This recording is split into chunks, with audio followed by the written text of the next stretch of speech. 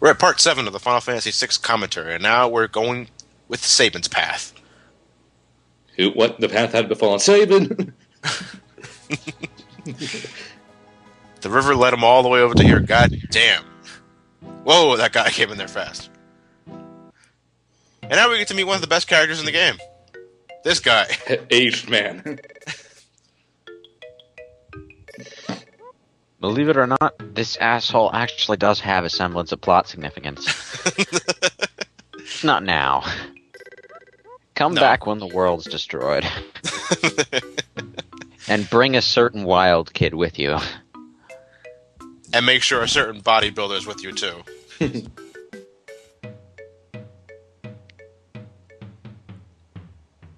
Dusting on the welt. What? You just threatened to see Thostus on the belt. What an asshole. I wonder if that's a hint at anything. I don't know.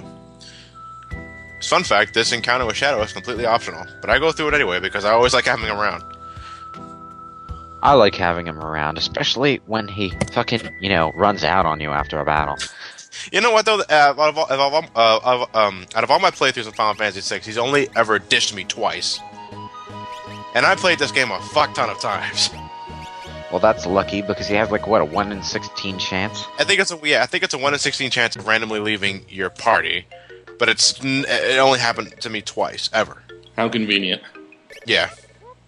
So, with Shadow in the party, I proceed to buy a fuck ton of shurikens because they're really cheap.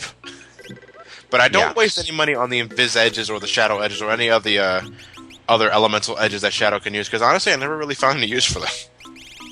His throw attack is useful enough without them. There's really no reason to have him in the front row and no reason to have him attack normally.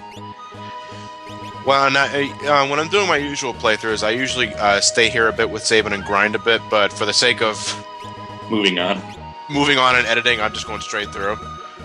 Which honestly doesn't make it any more difficult, but it does, catch you off guard at times if you fuck up.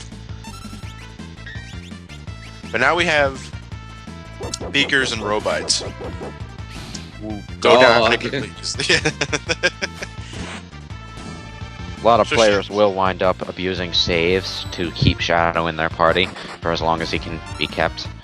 Yep. Personally, I just say good riddance whenever he leaves because he's an asshole, and I really don't like having him around. I just have him around for the sake of completion. Well, there's some people that would rather not have Shadow in the party because that means Sabin and Cyan will get more experience. And anyway, you know what? I completely understand with that because because since Shadow leaves and levels up with the party whenever he comes back, it's probably the best option to take. But me, I just like having more characters in my party. As do I. To me, party members do like collectibles. That's why I like Mass Effect 2 so much. They're not people to you, they're things. They're MacGuffins. With amusing dialogue. And sex scenes, in Mass Effect 2's case. Actually, it should be noted that in the beginning, when we're encountering Kefka, he doesn't seem that all crazy when he meets. It's actually funny that if you keep paying attention to Kefka's character, he gets crazier and crazier as the game goes by. I really did like that little attention to detail. Of course, it all goes downhill from here after what he does to this castle, but still. Son of a submariner.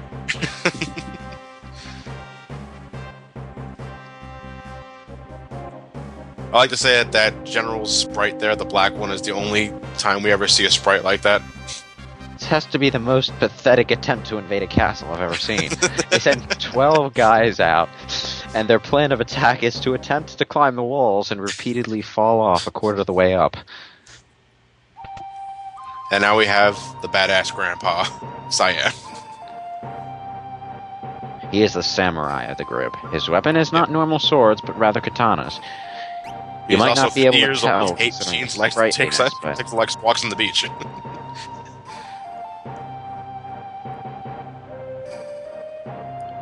I didn't realize this guy was in his 50s when I first played the game. His character portrait looks significantly more elderly than Sir he looks in Cyan! Sprite. I am Cyan!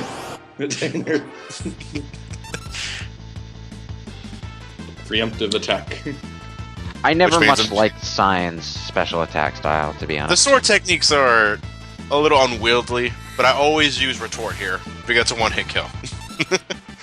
His low-level ones aren't that bad, but his high-level ones, it's like he spends so much time charging them up, you might as well Yeah. just attack with low-level It's attacks. You did it- not worth it, to be honest. Like did the same anything amount more past damage. number 4 is anything past number 4 is generally not worth it. Although 7 is technically 4 only more juiced up, but still, you might as well just attack regularly at that point. Just, I never really saw the point of having Cyan in my party if I had the choice to have someone else, because he's just not that useful. I mean, he's not unuseful, it's just there are better characters to choose from. Fuck, Oh, no. causing a loud noise causes me to be discovered?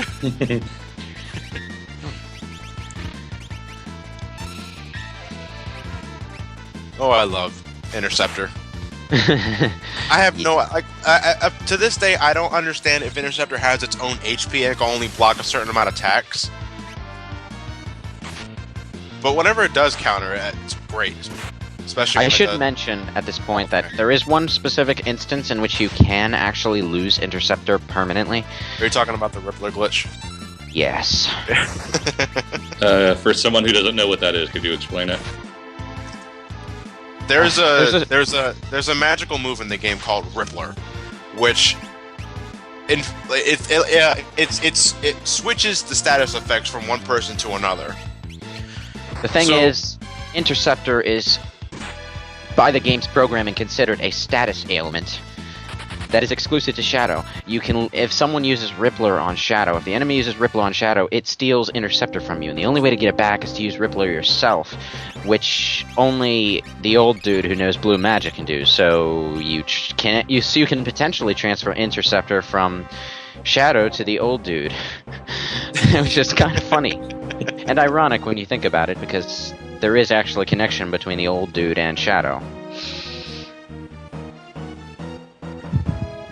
And now we're introduced to General Leo.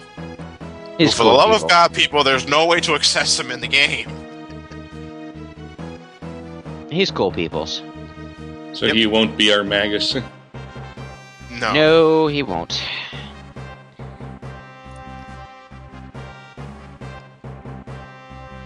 Carrier pigeon. He's essentially the green biker dude of the game, only he lasts about half the game before He lasts wiping a lot out. longer than Green Biker did. But he wipes out nonetheless.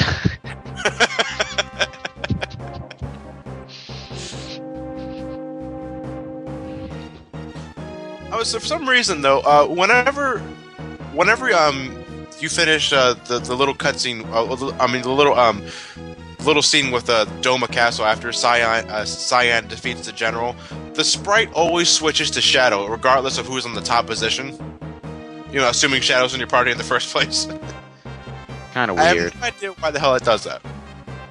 Probably, what they probably wind up doing is taking characters out of your party and then putting them in the background. So they wind up being put in a specific order, and Shadow just happens to be on top for no apparent reason. When you put it that way, that does make sense. But either way, Now, why is Shadow the one jumping out and saying that's inhuman? He doesn't seem the type. cat scratch, bitch. Yep. Shadow would be the guy who stays in the Shadow would be the guy who stays behind the wall and lets the dude walk past. It makes more sense when you think of it in terms of Sabin being the party leader. I like that little actor. Wait, do I look like a waiter? So I look like a waiter. Yes, Ted Woolsey likes to have fun with his translations. What a toad. Did you just call me a toad? Really? What kind of insult is that? Is it any better Better- than son of a submariner? Better insults, Kafka. Son of a submariner. Son of a Subway sandwich. Mm-mm.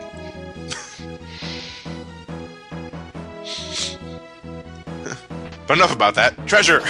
Monster in a box. Ah, the Telstar. That's a UFO. You know what? I have no. I'm just gonna say a sentry robot. It's some kind of Magitech technology. I thought I saw one laying on the ground next to Shadow when he was hiding behind the rock. Oh fuck, Megazerg. I hate Megazerg. Okay, it didn't infect Shadow, but if Megazerg manages to berserk both characters, you better hope your attacks kill it fast enough. Because there's no way to run away from this battle, and there's no way to heal yourself, so if you don't damage it fast enough, you're fucked. That's not good. No, it's not good at all. And he also does this. Fuck. I hate enemies that can summon other enemies. Those fucking frogs in Final Fantasy 13 are a pain in the ass. Fortunately, at this point, the battle is basically won. Actually, what I was hoping I'd show off here was the near-fatal attacks that characters can do when they're near-fatal.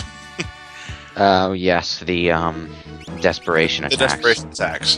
Basically, the precursors to the limit breaks. They happen if you choose the attack command when you have next to no health.